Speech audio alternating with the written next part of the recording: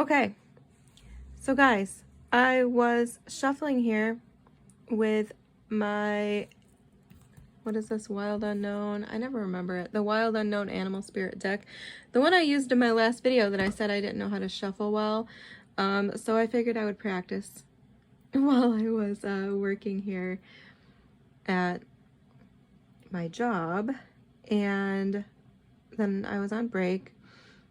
And I wasn't going to make a video at all. This is completely unplanned, which is why I'm not on camera. I thought I needed to make a video though because of the cards that came out. And I was just like looking at them, whatever. I wasn't even asking anything in particular, but this is kind of how things are going for me lately. It's like I get forced into making videos when I don't really want to make them. So I'm rolling with it. All right, so let's talk about these cards. First, we have the mouse, okay? That was the first card out. And I actually rearranged these to put them the way I think they kind of roll. I can't remember. I think the panther was the second card out, but then it was the bat and the crocodile. So if you want to switch the last two around, I mean, you can. I don't know. But what really got me was the bottom of the deck, which is the rabbit, especially coming out with the mouse here as the first card, okay? So let me read you the rabbit really quick. I'm going to read really fast, so if you need to slow like the tempo down, I believe there's a setting up there where you can do that.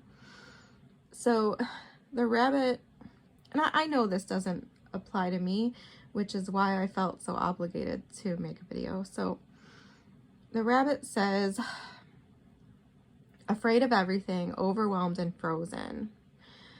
The rabbit loves to remind his friends that someday the eagle will swoop down and eat him. He talks and talks and talks about it, so loudly in fact, that one day the eagle hears and thanks him for the great idea.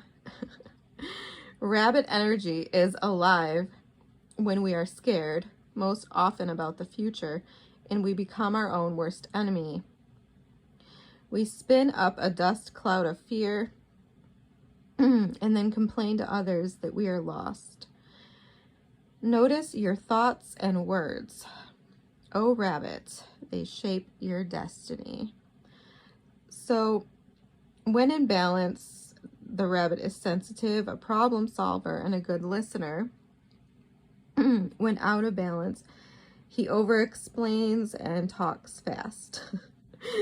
To bring into balance, take a day of silence. And that sounds so damn good to me right now. I would just love to not have to deal with anything. Not because I'm afraid of anything or that I feel frozen. Well, you know, I am a little frozen because I'm slightly crippled right now after hurting my back on Friday. So anyway, that's the rabbit. And with the mouse coming out first, let me find the mouse really quick. All right, I only have two hands. So there's the rabbit. I'll show you up close in case you're a visual person. And here's the mouse. So where I think the rabbit's coming from is this mouse energy, which is probably just somebody like spinning. My interpretation here is that someone's just spun their wheels and drove themselves a little crazy. So I'll read you the mouse. The mouse is detail-oriented, small-minded, nitpicky, and nervous. And see, like, I feel like from the mouse to the rabbit, it escalates. So the mouse has an innate desire to tend to the details. It often spends its days fixing, preparing, organizing, and scrutinizing. This reminds me of someone with OCD, right? And then you just kind of overdo it until you're paralyzed, like the rabbit. Anyway, unfortunately, a mouse personality doesn't notice when they've gone too far. Soon they begin to have a limited, fearful vision of life and try to control every detail. This can be quite a painful experience for both the mouse and those around them. When mouse energy is at play, step back for a moment. It may be time to find a more purposeful project to delve into, one that's worthy of your exacting eye. When in balance, the mouse is organized, resourceful, prepared. When out of balance, it's busy with no purpose.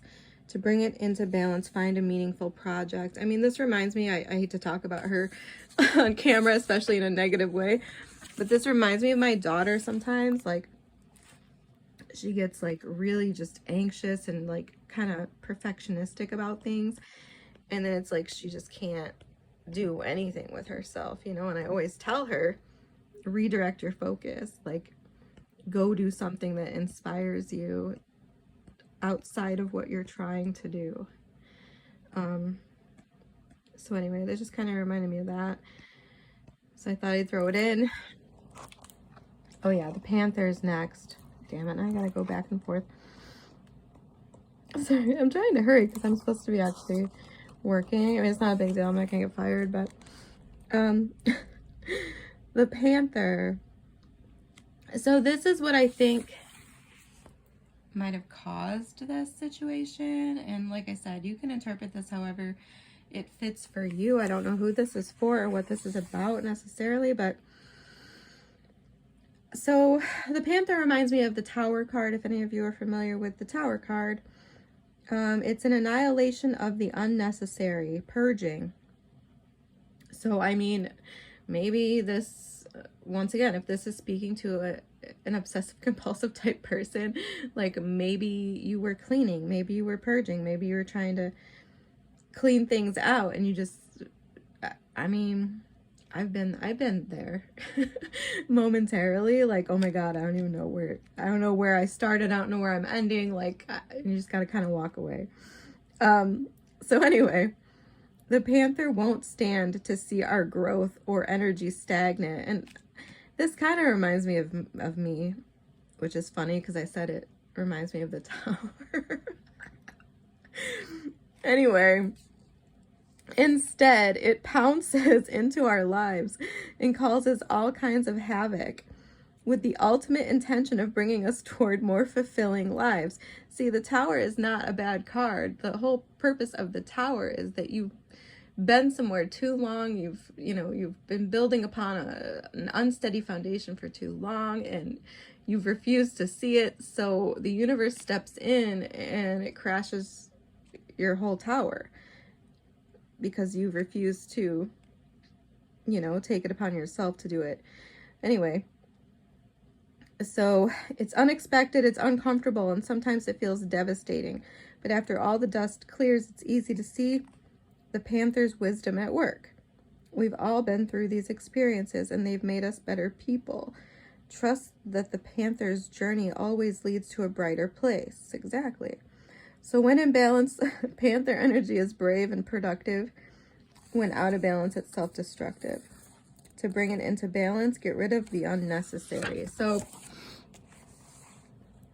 that makes sense to me with the rabbit and the mouse, because it's like if you're overwhelmed, if you're paralyzed, just too much going on, you're fearful, whatever the case may be, like, then absolutely, like, I've been there. I used to have really bad anxiety, where like some days I couldn't leave my house. Like, it was just too much to think about, to deal with, all the like sensory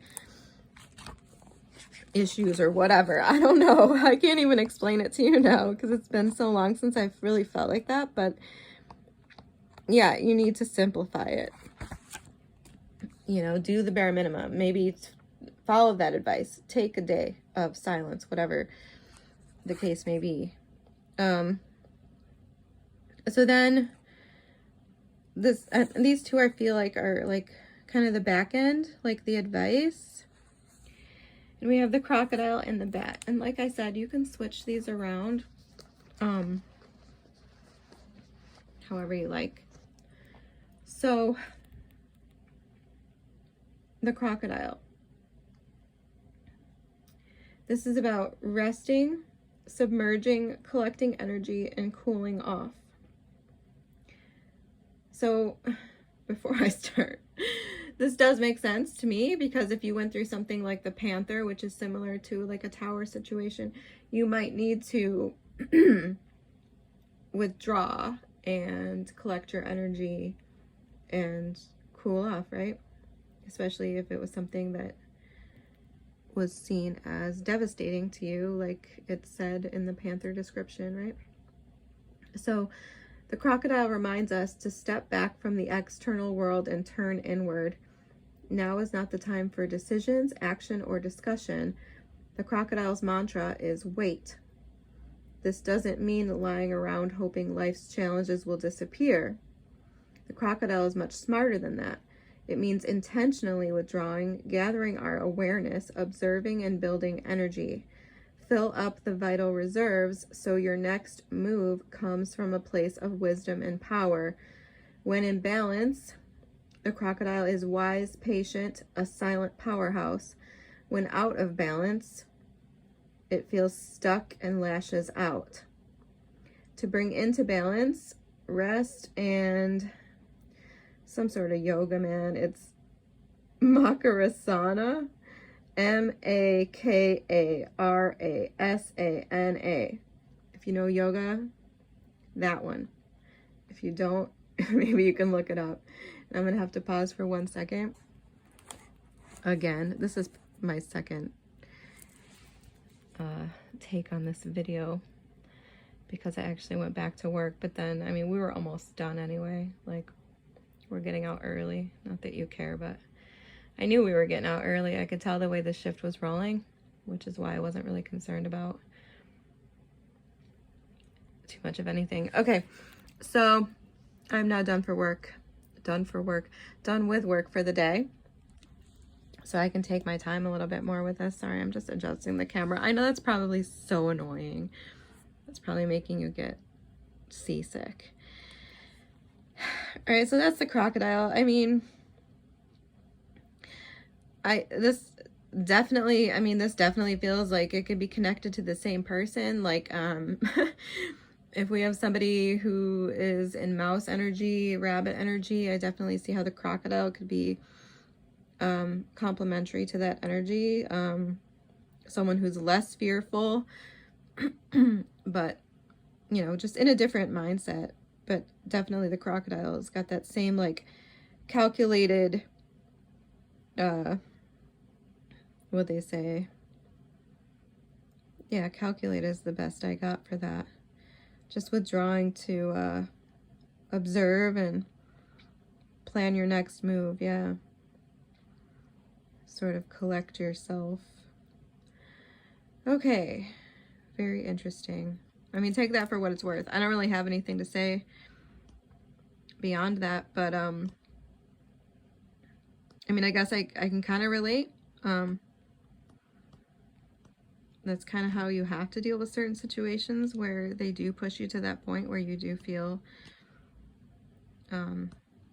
just really overwhelmed and paralyzed. I mean, obviously, the solution is to stop.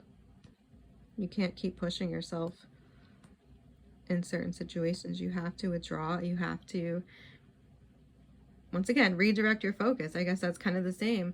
Like, redirect your focus from a different mindset. One that's more removed. One that's not fearful. And one that's more empowered. So, that was the crocodile. And next we have the bat. So the bat says, darkness, letting go, death leading to rebirth. Before emerging, the bat waits for the sun to set and the moon to rise. In the darkness, it can see all that was invisible in the daylight hours. The bat is a master of the subtle senses of the underlying forces that cause some things to prosper and others to fade. The bat card shows up to signify the ending of a chapter, the closing of a door. The bat comes swiftly, encouraging us to move on. In just a few hours, a new day dawns, no more lingering in the past. When in balance, the bat accepts, adapts, and adjusts. When out of balance, it refuses to let go and reminisces. To bring into balance, watch the sunrise. I haven't watched the sunrise in a very long time.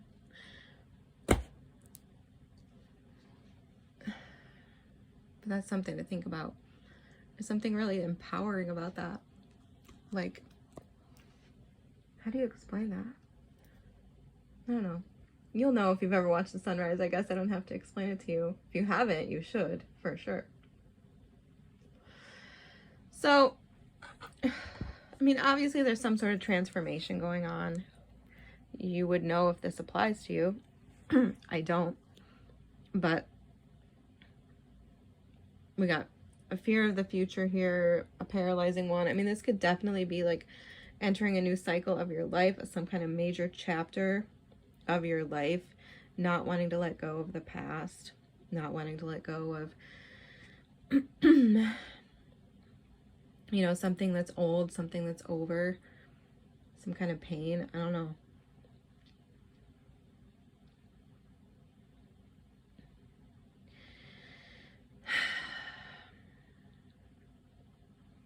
But I do feel like if you're not in that crocodile energy or in that bat energy of sort of acceptance and, you know, gearing up for the next chapter, embarking on the new whatever adventure, new I'm so sorry. My voice is just not with it today. Our weather's swung like all kinds of crazy different directions over the last few days, so it's a lot. So what was I saying? I don't know, it definitely feels sort of like a, you know, like world card energy to me. You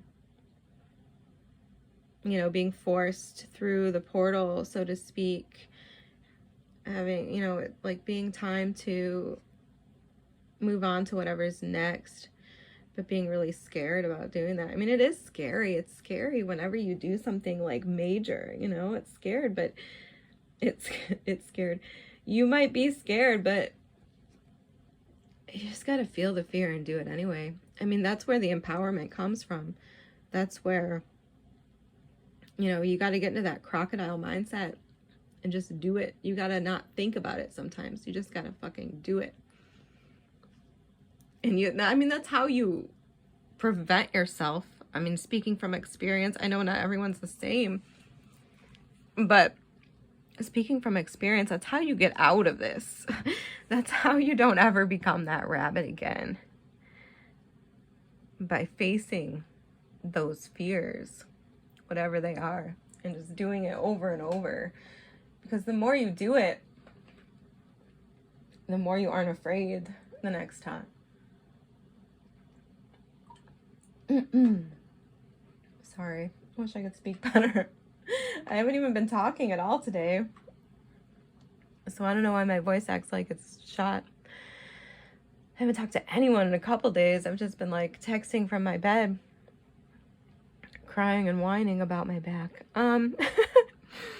So I don't know, man. I mean, this just concerned me with the mouse and the rabbit. And the panther almost feels like, you know, something coming in is like a blessing that you're not ready for. And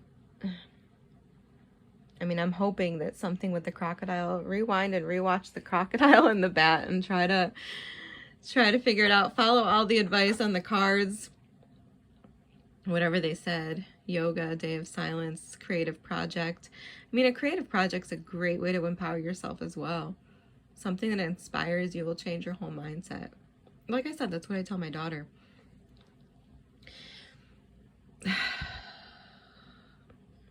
don't know. It just upset me thinking about this because, like, this reminds me of so many people. And I hate to talk about this too, but, like, this rabbit mouse situation reminds me of, well, specifically one person that we'll just say I dated, I guess. But, I mean, really numerous people I've dated. And it's like, or you can, like, see somebody self-sabotaging themselves, right? Like, I don't know how many other women out there get this, but I get it all the time. Like, oh, you're too good for me, and I don't think I'm good enough for you, and oh my God, I don't think I can be what you want, and la la la la, you know, you're gonna leave me for somebody else, you can find somebody better than me, you're gonna find somebody better. I literally, and it's like I had flashbacks of this one specific person, like literally crying on the phone about that, like saying like, I'm afraid you're gonna find somebody better, you can find somebody better than me. And that sounds terrible, and I hate to even like say that because it's kind of embarrassing, I'm sure, to have that being said about you, but like, dude, one, that's ridiculous, because what's meant for you is meant for you. What wants you, you know, wants you, period. And it's like, you're fulfilling your fucking own prophecy, man. That's what the rabbit is about. It's fulfilling your own prophecy, your own doomsday prophecy. Like, because when you act in all of these weird, defensive, you know, psychotic, fearful ways, like you push people away, you know? Like if you're afraid of something and you act disingenuous toward that thing, whether it's a person, whatever, to try to protect yourself, that thing, like the eagle, that thing senses your fear. That thing senses what you're putting out, right? Eventually, it's like, I mean, I guess it's different. The eagle actually is a predator, but like, anyway, the point is, you know, that's a vibe. That's a vibe. That's an energy that you're putting out, and you're eventually going to call it into you. You're eventually going to call it into you, because when you act like and we're talking about relationships, which I'm not really sure that this is, it feels bigger than a relationship to me. I feel like this is like somebody's like a major turning point in your life, maybe, but it could be a relationship. So I'll just roll with that. It's like you continue to act out in these weird ways that push someone away, you know, eventually they're gonna go away, man. And all that shit that you're telling yourself in your head of how, you know, the doomsday prophecy, well, that's going to come true. And that's the same. It doesn't matter what we're talking about. Do not fulfill your own prophecy. Like, do not fulfill your own prophecy. And sure, if you have to fucking, you know, just completely withdraw to prevent your own self-destruction, then do that, I guess. I don't know. I'm not very good at giving advice. That's why I read the cards. I don't know what the advice should be. I don't even want to give you advice because, you know, this is your thing. This is your life. But like, I was hoping that what these cards had to say would help. Like, no joke. Do the advice on the cards. All right. I'm sure I'll make another video soon. I have a couple days off this week. I will check in with you guys then. I hope this helps. Or maybe you just needed an inspiring lecture. I don't know. Probably not, huh? All right. I'll see you next time, guys.